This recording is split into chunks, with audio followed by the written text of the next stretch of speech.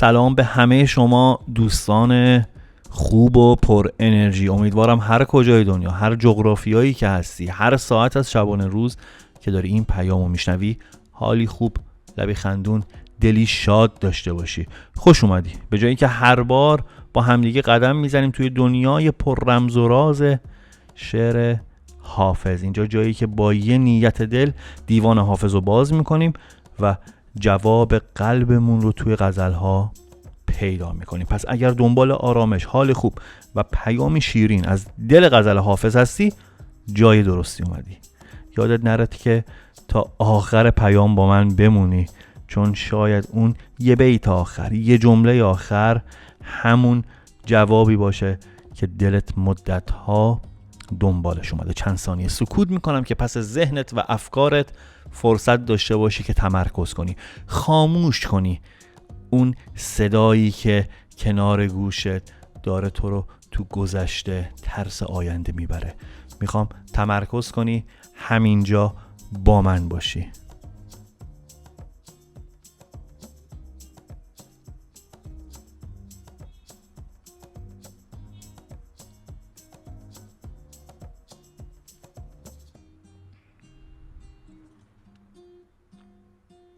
خب اگر آماده ای، ببینیم امروز کائنات در قامت کلام حافظ چه پیامی برامون داره. حالی خیال وصلت خوش میدهد فریبم، تا خود چه نقش بازد این صورت خیالی. میگه الان فقط همین فکر با تو بودن، همین تصوری که توی ذهنمه، منو سر و پا نگه میداره. در واقع خیال رسیدن به تو مثل یک امید دروغی یا یک دلخوشی الکی و موقتیه که الان منو خوشحال میکنه. حتی میدونم با اینکه واقعیت نداره، ولی من این دروغ رو دوست دارم. این حس مثل اینه که آدم گرسنه باشه و فقط با فکر کردن به یه غذای خوشمزه برای چند لحظه حالش بهتر باشه، در حالی که میدونه واقعا چنین چیزی برای خوردن نیست. حافظ میگه من الان دارم خودم رو با همین فکر و خیال دل خودم رو خوش نگه میدارم، ولی تهش معلوم نیست این خیال چه سرنوشتی برام رقم بزنه. شاید آخرش امید و شادی بده، شاید هم برعکس از اون چیزی که فکر کنم داغونترم کنه. توی بیت بعدی حافظ میگه از 4 چیز مگذر گر عاقلی و زیرک، امن و شراب بیغش، معشوق و جای خالی. میگه ببین اگه میخوای زندگی رو قشنگ بفهمی و لذت ببری، 4 چیز رو از دست نده. اولیش آرامشه. تو همین اولیش همینجا پیام به من و تو یه نکته طلایی داره میگه، یه کارت طلایی داره به من و تو میده. ببین صادقانه، خالصانه همین امروز درگیر چه چیزهایی بودی تا همین لحظه که این پیامو داری میشنوی؟ ذهنت درگیر چه ترس‌هایی شده؟ ذهنت درگیر چه کینه رنجش‌هایی از گذشته شده؟ میگه اگر آدم هوشیاری باشی، بهوشی باشی، خب داره یه کلمه میگه آرامش، ولی خب اگر من و تو خیلی وقته که توی این کانال با هم دیگه همسفر هستیم، اینا یک کلید واژه است. کلید واژه آرامش داخل پرانتزش 3 تا 4 تا نکته مهم داره: مشورت کردن، تفکر نکردن به اتفاقات گذشته مگر این که ازش بخوایم تجربه بگیریم، و نترسیدن از آینده‌ای که هنوز نیامده. خب پس داره به من تو یک کلید واژه میده تحت عنوان آرامش. پس اگر به تازگی وارد چنل شدی، ضمن این که بهت خیر و مقدم و خوش آمد دارم میگم، یه پرانتز باز میکنم که آرامش امروز در گروه اینه که بتونیم تصمیمات درست بگیریم، بتونیم بهوش زندگی کنیم، بتونیم آگاه باشیم. یعنی جایی باشیم که احساس امنیت کنیم، نه ترس، نه دلهره همراهمون باشه. دومیش میگه می خالص و بیغش، که نماد شادی و رهایی و از غم و غصه است. میتونه همون شراب باشه یا استعاره از خوشی و بیریایی زندگی. معشوق یعنی عشق واقعی، کسی که بودنش بهت معنی بده، کسی که از در کنارش بودن بتونی حس امنیت بگیری، اون عشق واقعی رو بتونی باهاش تجربه کنی. و چهارمی یه جای خلوت و دنج که بشه توش راحت بود، دور از شلوغی و درد سرها. دیدم بعضن طرف میاد واسه خودش یک سری چالش هایی رو به وجود میاره، یک داستان های عجیب غریب پلیسی، یک سری اتفاقات دیدی و از یا مثلا همش تو چالشن، بعد نگاه میکنی میبینی که خب خودش داره این کار رو درست میکنه، خودش این درگیری ها رو برای خودش درست کرده. و پیام پرواضح داره میگه زندگی همین 4 تاست: آرامش، لذت واقعی، عشق و یک کنج خلوت برای دل. میریم جلوتر، میرسیم به بیت بعدی که میگه چون نیست نقش دوران در هیچ حال ثابت، حافظ مکن شکایت تا می خوریم حالی. میگه دنیا که هیچ وقت ثابت نمیمونه، هیچ چیز پایدار نیست، امروز یه جور فردا یه جور دیگه، هیچ چیز همیشگی نیست. پس چرا خودتو اعصابتو خورد میکنی و غر میزنی؟ میگه زندگی کوتاهه و هر لحظه ممکنه تموم بشه، تا وقتی یه فرصتی هست و میتونیم خوش باشیم، در آرامش باشیم و بتونیم ازش درست استفاده کنیم، حال کنیم، بخندیم، بلد باشیم از خوشی‌های کوچیک و بزرگ زندگیمون لذت ببریم. بزرگترین اتفاق خوش توی زندگیمون رخ میده، به یه بشکن زدن ذهنمون میره دنبال خواسته بعدی. آرزویی که داشتیم برآورده شده، نمیبینیمش، به اون به اون من ذهنیمون فرصت میدیم که بگرده دنبال یک اسباب بازی جدید. مدتها دنبال و در انتظار خواسته‌ای بودیم، برآورده میشه، یادمون میره وقتی بهش میرسیم که اصلا ما اینو میخواستیم. ناشکری، بلد باشیم سپاسگزار باشیم، بلد باشیم قدردان باشیم. یعنی دیگه وقتی که شکایت نکنیم، اون موقع است که یکم یاد گرفتیم تو حال زندگی کنیم، بتونیم دل خوش داشته باشیم. حالا بریم با هم سراغ پیام کلی این غزل 462 از حافظ شیرازی. پیام میگه که یه چیز ساده و مهم و میخواد به من و تو گوش زد کنه. میگه زندگی هیچ وقت ثابت و قابل پیش بینی نیست، همه چیز مدام در حال عوض شدنه. یه روز خوبه، یه روز بده، یه روز پر از شادی، یه روز پر از درد. پس غر زدن و شکایت کردن ازش واقعا وقت تلف کردنه. یعنی اینکه بازی و بلد نبودی، یعنی اینکه توی این زندگی که بارها گفتیم مسابقه نیست، فقط بازیه، تو هنوز قانون بازی کردن رو یاد نگرفتی.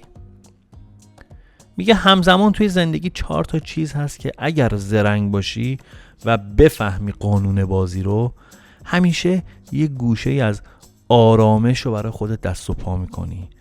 اول امنیت و آرامش، یعنی یه جای مطمئن، یه جای امن که وقتی توش هستی دلت آروم باشه. این میتونه ساختن یک حاشیه هم تو زندگی باشه، یک زندگی بی حاشیه برای خودت درست کنی. لذت خالص و بی‌ریا رو که میاد به شراب تشبیه میکنه، یه جوری میگه حالت بد خوب باشه که مثل اون شراب بیغش باشه. یعنی با انجام یک سری کارهای ساده ولی منظم، تو بلد باشی حال خودتو بالانس نگه داری. میگه سوم عشق واقعی و معشوقه، کسی که بودنش بهت معنا بده و باعث بشه حس نکنی تنهایی. و جای دنج و خلوت، جایی که بتونی خودت باشی، جایی که بدون این که مزاحم داشته باشی بتونی زندگی رو پیش ببری. این منظور به یک لوکیشن، یک نقطه اکتفا نمیکنه. این نکته امن، این لوکیشن امن میتونه یه جایی باشه که پس ذهنت ساخته باشیش، که زمانی که تو اون شرایط قرار میگیری بهش فکر میکنی، بلد باشی پشت در بذاری اون لحظه هر آنچه که تا اون لحظه داشتی بهش فکر میکردی، میجنگیدی، غر میزدی و در تمنای به دست آوردن نکته‌ای باز جدید بودی. میگه حالا که این موارد رو فهمیدی، قانون بازی رو فهمیدی، خیال و تصور رسیدن به چیزای خوب حتی اگر واقعی نباشه میتونه دل آدم رو خوش کنه.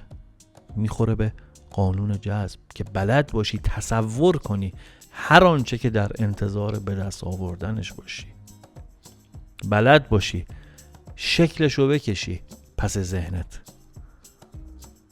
و بتونی این ذهن رو همیشه نگه داری رو اون خواسته ای که داری. ولی همیشه باید حواست هم باشه که تهش چی میشه. ما قرار نیست با توهم زندگی کنیم، قرار نیست مثل یک انسانی که تو انکار هست شرایط خیلی بد باشه ولی پس ذهنمون بگه همه چی عالیه، بعد بگیم به به و چه چه بخوایم از زندگی لذت ببریم. قرار نیست با پیامی که ما امروز داریم میگیریم یک انسان متوهم بخوایم باشیم. که میگه باید حواست هم باشه که تهش چی میخواد بشه. بعضی وقتا این خیال ها فقط یک دلخوشی موقتیه و ممکن آخرش یه چیزی برات درست بشه که اصلا از اون حالتی هم که بودی بدتر باشه. و صد البته که باید بلد باشی حتی اون لحظه هم شکرگزار باشی و از اون شرایط لذت ببری که بتونی خودتو تغییر بدی، شرایطو عوض کنی. زندگی کوتاه، دنیا تغییر پذیره، قصه خوردن و غر زدن فایده نداره. دل خوش. توی پیام میگه خوشی و لذت واقعی رو از دست نده. بلد باشی اینو مثل یک بند توی دستت نگه داری.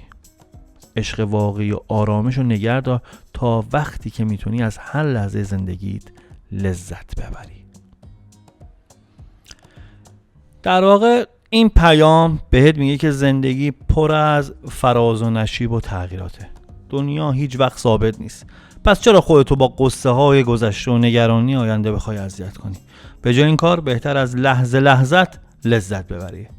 حافظ به 4 چیز اشاره کرد توی این پیام: امنیت و آرامش، شراب ناب و خالص که نماد لذت‌های خالص و بی‌ریا تو زندگیه، عشق واقعی و معشوق، کسی که بودنش بهت شادی و معنا بده، جای خلوت و دنج، مکانی که بتونی با خودت خلوت کنی، توی ذهنت بلد باشی از شلوغی و هیاهوی روزمره فاصله بگیری. زندگی مثل یک رودخونه است که هیچ وقت آروم و بی حرکت نمیمونه. گاهی پر از موج و هیجان، گاهی آروم و بی صدا. این پیام بهت میگه که لازمه با جریان زندگی همراه باشی، نه اینکه بخوای جلوی موجا رو بگیری و شکایت کنی و غر بزنی. اما نکته کلیدی میگه حتی وسط همین نوسان‌ها چیزهایی هستن که باید نگهشون داری. آرامش خودته. بلد باشی وسط مشکلات آرامش خودتو حفظ کنی. این میدونی چه جوریه؟ دقیقاً عین باشگاه رفتن. وقتی باشگاه میری عضلاتت به مرور قوی میشه. این داستان هم همینه. بعضی موقع بلد باشی، یاد میگیری، حتما این کارو بلدی، خب ولی تکرار و تمرینش کن. دیدید یه موقع وسط 1000 جو مشکلی رفت به خود میگی حالا که چی؟ ولش کن. مچ خودتو میگیری. این دقیقاً همون تمرینه.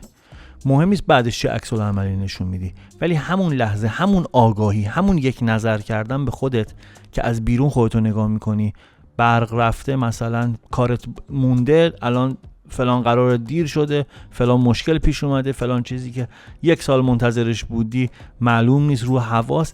میگه همون لحظه اگر بلد باشی یک نظر به خودت بکنی، بگی آقا اصلا تهش میخواد توی بدترین حالت چی بشه، همون یک نقطه میشه آگاهی تو و تکرار و تمرین و یاد بگیری اینو بیشتر و بیشتر در خودت رشد و توسعهش بدی. و اگر بخوام پیام 462 حافظو توی یک بسته پیشنهادی مختصر و مفید بخوام بهت بگم که گوشه ذهنت باقی بمونه، که شاید یه روزی یه جایی هممون بتونیم اون تصمیم درست رو بگیریم توی اون بزنگاه، اینه که کجا میتونی امن باشی، چه چیزایی توی زندگی واقعا ارزش نگه داشتن دارن. پس دنبال چیزای بزرگ و عجیب غریب نباش. همین آرامش، همین عشق و لحظه های ناب برات کافیه تا زندگی رو با لبخند و امید بسازی. و این بود پیام امروز. رفقا مرسی که تا آخرش کنارم بودی. امیدوارم هر کجا که هستی دلت پر از آرامش باشه و زندگیت پر از اتفاقهای خوب. الهی هیچ وقت بی پناهی و قصه سمتتون نیاد. همیشه سبکبال و سرحال باشین. تا پادکست بعدی نفس عمیق بکش، به خودت فرصت آرامش بده و یادت باشه دنیای بیرون وقتی قشنگه که توی دلت آرامش باشه. پوینده باشی و پایدار.